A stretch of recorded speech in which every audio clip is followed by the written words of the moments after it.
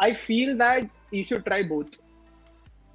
Try and get your hands dirty at both because you don't know Yes. what you're good at.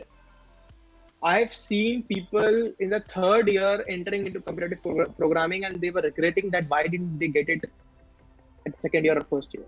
Yes. Because they didn't even try. So you need to get your hands dirty at both.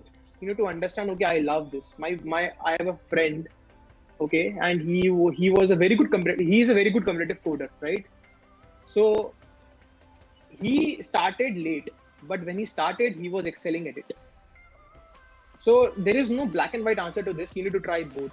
You start with competitive. See, algorithms is important. Algorithms is not competitive coding. Competitive coding is an entirely different thing. It is an addiction. I'm telling you. Upfront, it is an addiction. If you are into it, you never know that you're not. Yeah. Basically, I used to see people. They were like participating in these contests in like 12 a.m., 1 a.m., and then they are not able to attend classes. It's like an addiction. So understanding algorithms is a different thing, right? And doing competitive coding is a different thing. So you need to understand algorithms because that is important. That is fundamentals.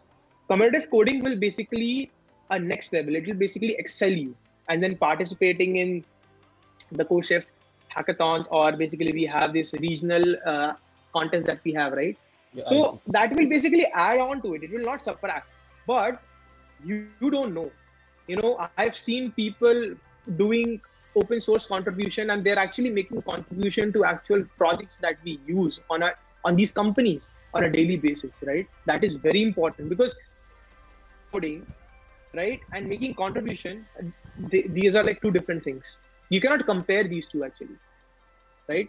So you need to basically do both. That's my answer. And try and see what works for you, and do it for a shorter period of time and see what works for you, right? You will get to know. Okay, Anshu, would you like to add on something? Yeah.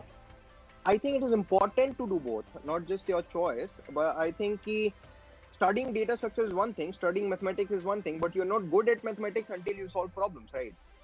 So you may not spend your whole, study hours into competitive coding, but you must do it to, excel the art of where to use, what to use. The brain is tuned when you do competitive coding, that okay, such and such situation, you need this algorithm, you need this data structure. It gets tuned that way. I believe most of you would be getting my point, what I'm saying, right? You do understand what is going on, right, in the question and what needs to be implemented. At the same time, data structure and algorithm is not the end of the world. No, there is a lot more, and you must explore that with your internships, with your open source contributions, because it is just a part to get to optimal solution, right?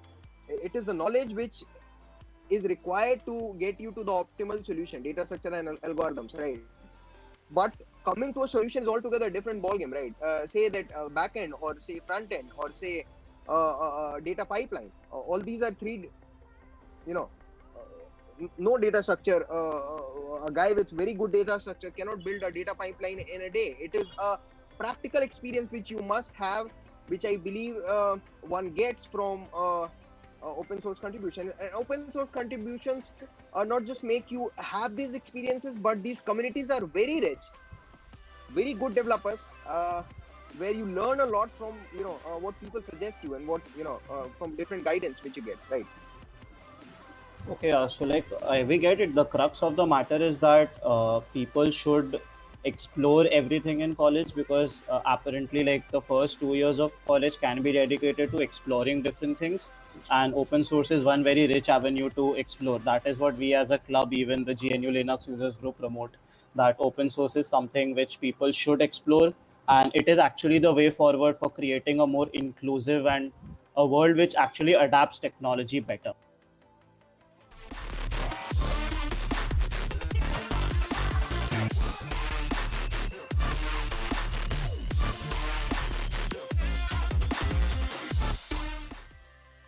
My batchmates, me included, and my seniors and my juniors, most of them have this in mind that they'll surely give an attempt at ICPC. So, how would you like to guide us? Like, let us say we are complete newbies, we are at level 0, like you were in first year, let's say. And from now, how should we build ourselves to, to that potential, ICPC regional's potential? I think first thing is pick one language. I suggest everyone to pick up some object-oriented language. There are good languages like Python. People prefer it these days, but I think general purpose language, if you can pick like object-oriented, so that it helps in interviews also. Many Mhm. interviews prefer so that you code in an object-oriented way. You make a class, you have inheritance of stuff, those kind of things. So I think if you are in first year, pick up a object-oriented language, study it well. Don't study just the syntax of it. Make data structures out of it. Don't rely on libraries. So when you are coding, actually, then you should definitely use libraries. But you should, before using that library, you should know that what is that data structure, and you should have built it using raw language without any extra features of language. Then when you are coding, I think there are many competitive coding programs. Like I used to do CodeChef at that point of time, CodeChef Top Coder. I'm not sure what is the trend right now. Yeah. So yeah, No, so even things right might now have we changed. have, yeah, even right now we have CodeChef, we have Codeforces, and we have LeetCode. Like there are so many platforms and so many resources. Like literally, I if think one, lead code is pretty good for interview preparation, but lead Mhm. code is not that good for ICPC. I If see. you want to Okay. outshine in ICPC, so it requires competitive coding. Competitive coding Yeah. is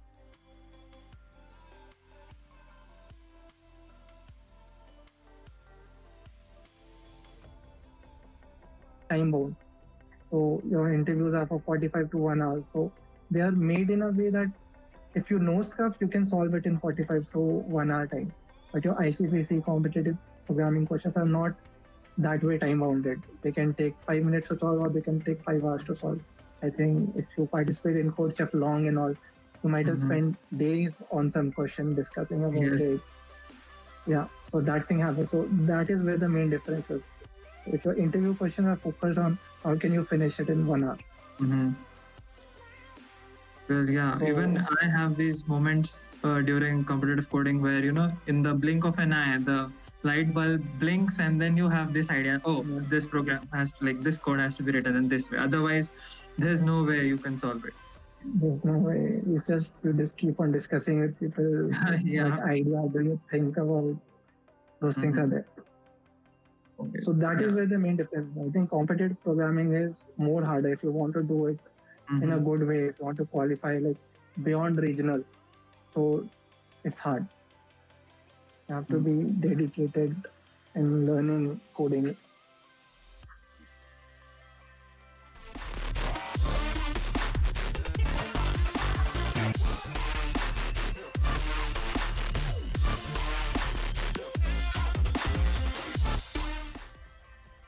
Whatever you want to move on to, you can take a break, work on MBA for a couple of years, and then move on to that industry. Having said that, in my case, like I said, I had a lot of free time because I did not have a job. And after graduation, and it's not I can say that it's not a really kind word out there for the freshers.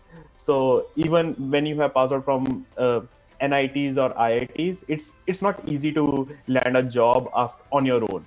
So that's why I would say having a campus placement is preferred. But having said that, that's how I ended up preparing for MBA. And then again, like, from there I went on to take a campus placement, and things worked out from there.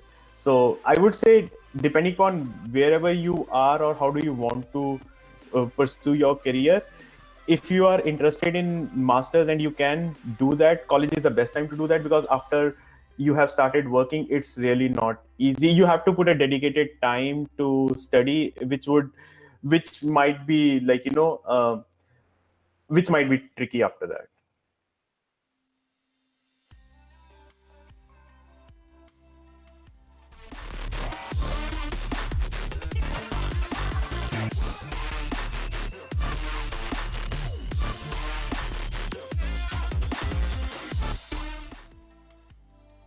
Combat steep learning curves when starting out or experimenting with new technologies or frameworks, and move into a tutorial which is out of our routine. So I'll just frame it better. So let's say we are working on a technology, let's say Java, and all of a sudden you feel stagnated there and you want to move to a new technology altogether. but then you have to adjust because you still have to continue working in Java at like parallelly. So how do we combat steep learning curve, something which completely changes our dimensions while balancing it with what we are currently working on? Right. So yes, definitely. I also started a few courses in my undergrad, and maybe I never finished those and jumped to another. I did the same when I was working and during my masters. But eventually, I realized what was the difference in like why I was able to complete a few online courses when I was in masters, rather than I was not able to complete those courses in undergrad. The main reason I felt was when I chose my courses when I chose some online courses in my undergrad, I did not know much about the course content or what the courses are. So I just chose courses based on my understanding, and then later on realized it is not that interesting or it is more theoretical. What I feel is if you take a course that keeps you engaged through projects, it's slightly hard to just leave that, because you are studying something, you are implementing, you are seeing the results. So it's more likely that you will continue that till the end. So when you choose any course, it's really important that you maybe take a first-hand review from someone who has taken that course, or spend some time before starting on it, that what is the entire curriculum for that course, so that how it flows. Like, do they just talk about lectures, and at the end give you an assignment to complete, and then maybe you never reach that end? Or another course which teaches you like 2 to 3 hours, then you have small assignment, and again like that. So that way you'll always be involved in that course. So I think it is very much possible if you lose interest, you will change from one course to another. So there should be more time spent on choosing the course rather than spending some time and then switching to another. Because if you choose the right course, it's slightly hard to get distracted from that.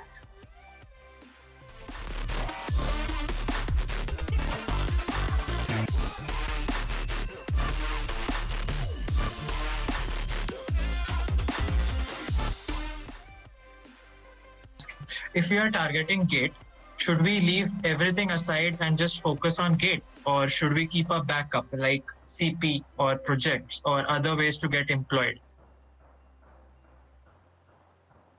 Okay. Right. So to get employed, you need to code a bit, understand data structures, algorithms, and know how to talk. That is how you get a job, at least from college. And the CGPA and the amount of projects will probably filter out the kind of companies that you are able to sit for. So that is, in summary, college placement for me. It's not that simple, but essentially that is what it is. To be frank, the intersection between the college placement and GATE preparation is not much. College placements don't require you to study automata, to be frank. GATE does. They do not require you to study networks to that extent, but need to solve a lot of numericals for GATE. So in some ways, if you're actually regular and you're concentrating well throughout the semester over the 4 years or 3 years, GATE preparation would be easier, because that intersects a lot with, so basically the BTech syllabus intersects a lot with the GATE syllabus. So I would suggest that people who want to appear for GATE, one simple trivial thing that they can do is basically do what they're supposed to do in the college, basically study throughout the college life. Okay. So that will actually help them, because the syllabus is same. Partly you'll have to do a bit more of numericals for GATE. You will have to write a lot of stuff, subjective answers for the end exam. But that is the difference. But essentially, you basically apply the same formulas. So that is how you can actually smoothen your GATE preparation. CP is something that is an overkill for placements for me, according to me, because computer programming, I've never done that in the strictest sense, but that essentially needs you to be well versed with data structures, algorithms, and you should be able to see a problem and then be able to understand the algorithm that might fit in and then code it up quickly. That is essentially CP, and I don't know, there could be other things as well, but placement doesn't require you to do coding at that level. You should be able to code well, understand what problem fits in which algorithm, and know all the algorithms. That is something that you should do. So you don't have to strictly do CP in the strictest sense in order to get placed. a milder version of that will help. That will be enough for me.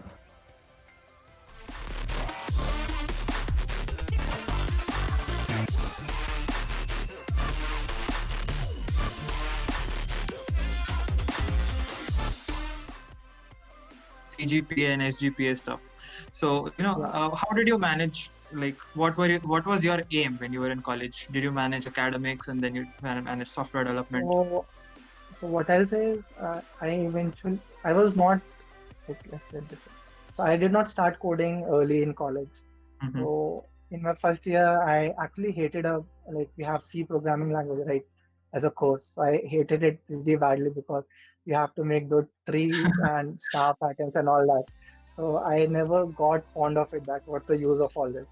But when I got introduced to data structures and algorithms, so that is where I started liking it. So that is where I actually devoted myself to learning a language so that I can implement it. Mhm. That is where professors also help, that since they are motivating you to implement it, study it. So that is where I have grown that organically. So I did not have any mentor like that who can guide me as step by step. What should you do in your first year, second year? So I started liking coding in my second year, but I was growing very slowly. So what happened with me is, I'll tell you. So in third year, Microsoft used to come for internship. So I got shortlisted for the interview, but I was not able to perform very good in that interview. But when I came back from that interview, what I learned is that Microsoft is not expecting that much. I had some wrong perception that they'll ask something which I can't solve. So they asked me something which is, you can code that up in that 1 hour interview. So then I started studying very, very hardly. I used to follow some blogs. I used to follow a book for interview preparations, what kind of questions these companies ask. So I was able to gain knowledge based on that.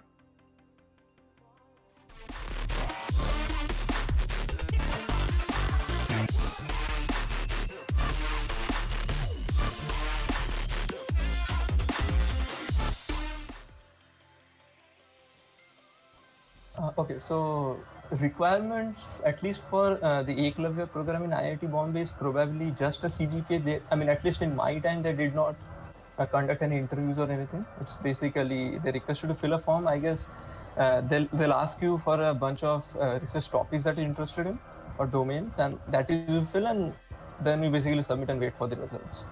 So I didn't have to do anything much. I had good CGPA at that time, so I guess I eventually was able to get the internship. The biggest impact, there were multiple big impacts going to the IIT during the internship. One, my horizon broadened. I was able to interact with a lot of people from various backgrounds, lot of people with various interests, lot of capabilities, various things. I also got to know about a different college life, college style, way of curriculum, lot of stuff. I decided that I was going to learn how to swim because I saw a swimming pool there, and getting to know a lot more about the domain was really. So basically, to some extent, it set up the foundation for whether I would go ahead for higher education or not. That basically sealed it off. So I don't know, but I actually went to IIT even during my second year after my fourth sem. So basically, the combination of both of those both the internships actually sealed off the idea that I should go ahead and try and do a master's and MTech.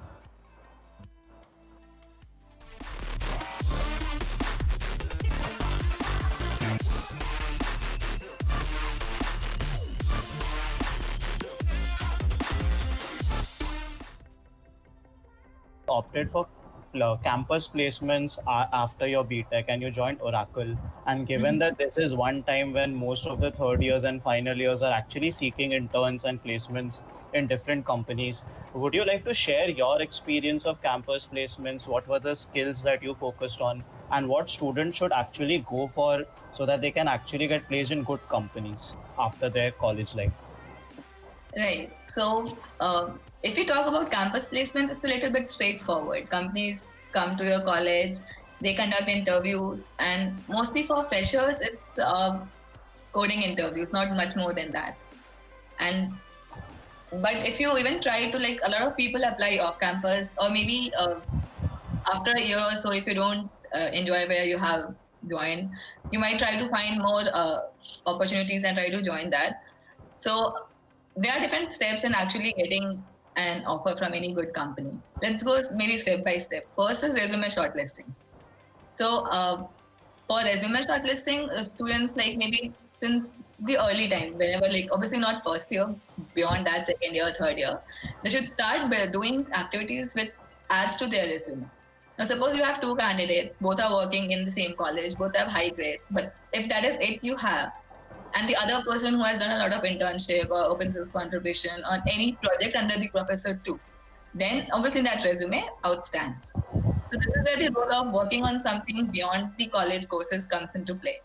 Then next is, once your resume is shortlisted, you are being called for an interview. Now this interview could be on campus too or off campus too. Now the interviews are generally divided into two types of questions. One is technical and another is behavioral. So for technical, mostly for freshers, it is coding interview purely. So that is where competitive coding comes into play. You have to be really good at coding, because you have passed the resume shortlisting. No matter how good your resume was, if you don't clear the coding, you are being called for an interview, you'll not go ahead. So you have to be really good there. Now if you go a little senior, then the technical interviews might involve, maybe after a year or two experience, object-oriented design, and maybe even more senior, then it might be for system design interview questions. The second part of the interview, which is often neglected while preparation but is equally important in hiring, is behavioral part. So there, basically, companies check your cultural fit, because especially the big companies, they have really this in mind, that they don't want to hire people which does not fit their motive, which does not fit their mantra. They have to be a good cultural fit to their company. So for this, now here they ask you questions like, how do you behave well in a team? Like, how do you work in a team? How did you handle situations which were tough?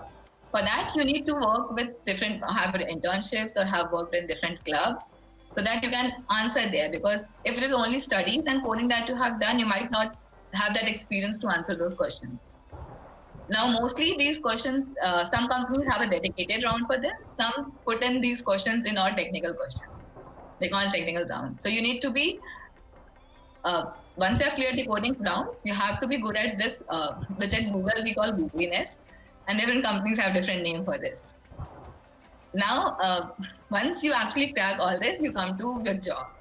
Now, a lot of people are really good at cracking interviews, but when it comes to job, there are a lot of things that you have studied back in college might come in handy. Like, we don't realize when we are studying operating system that threads, logs, and of course would come in handy. But trust me, here at every day when I have to work with this, I thank that I studied back in undergrad. Because at this time, we don't have time to go back and study those basic concepts. Because we have to grow fast, we have to work on a lot of things. So that concepts have to be clear since the very beginning. Another important thing, which I think is participating in different activities give you, is your personality. So I know a lot of people who are really good in coding, who know a lot of things, but are not able to express in interviews. So that's equally important. Like, you should participate in things, you should take other initiatives to improve your personality, because the way you present your answers, the way you show your problem-solving skills will actually give the interviewer an expression that you know. Like, even if you can solve on paper but cannot speak, will not give you that thing. So maybe to summarize, it has to be all your extracurriculars, your internships, open source contributions, competitive coding, and the curriculum. But you have to find the right blend that suits you perfectly.